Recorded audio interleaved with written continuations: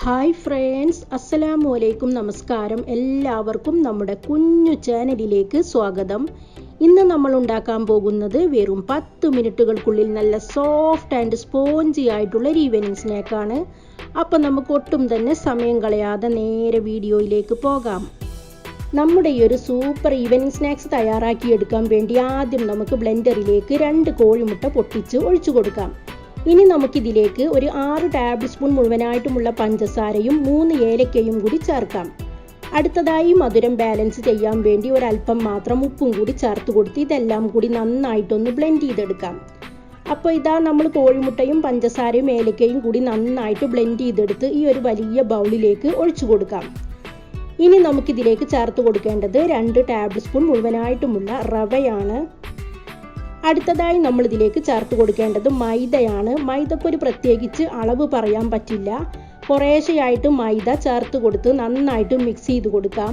നല്ല ഒരു തിക്ക് കൺസിസ്റ്റൻസിയാണ് നമുക്ക് വേണ്ടത്. അത്യാവശ്യത്തിന് നല്ല തിക്കാകുന്നത് വരെ നമുക്കിതിലേക്ക് മൈദ ചേർത്ത് കൊണ്ടേയിരിക്കണം. ഇപ്പം നമ്മളൊരു 6 ടേബിൾ സ്പൂൺ മുഴുവനായിട്ടുമുള്ള മൈദ ചേർത്തിട്ട് നന്നായിട്ട് മിക്സ് ചെയ്ത് കൊടുത്തിട്ടുണ്ട്. അതിനുശേഷം നമുക്കിതിലേക്ക് ഒരു 1/4 ടീസ്പൂൺ അളവിലുള്ള ബേക്കിംഗ് സോഡയും കൂടി ചേർത്ത് കൊടുത്ത് വീണ്ടും ഒന്നും കൂടി നന്നായിട്ട് മിക്സ് ചെയ്ത് കൊടുക്കാം. ഇപ്പം നമ്മൾ എല്ലാം കൂടി നന്നായിട്ട് മിക്സ് ചെയ്തെടുത്തിട്ടുണ്ട്. നല്ല തിക്ക് കൺസിസ്റ്റൻസിയിലാണ് ഈ ബാറ്റർ വേണ്ടത്. ലൂസ് ആവാതെ നോക്കുക. ഇനി നമുക്കിത് ഫ്രൈ ചെയ്തെടുക്കാം. അപ്പം നമ്മുടെ സ്നാക്സ് ഫ്രൈ ചെയ്തെടുക്കാൻ വേണ്ടി ഇതാ നമ്മുടെ ഓയിൽ ഇവിടെ നന്നായിട്ട് ചൂടായി വന്നിട്ടുണ്ട്. ഇനി നമുക്ക് മീഡിയം ഫ്ലെയിമിൽ വെച്ച് കുറേശ്ശെയായിട്ട് ഇതിലേക്ക് ഒഴിച്ചു കൊടുക്കാം. ചെറിയ ഒരു കൈയിലോ അതല്ലെങ്കിൽ ഒരു മീഡിയം വലുപ്പത്തിലുള്ള സ്പൂണോ വെച്ചിട്ട് ഇതുപോലെ കോരി ഒഴിച്ചാൽ മതി.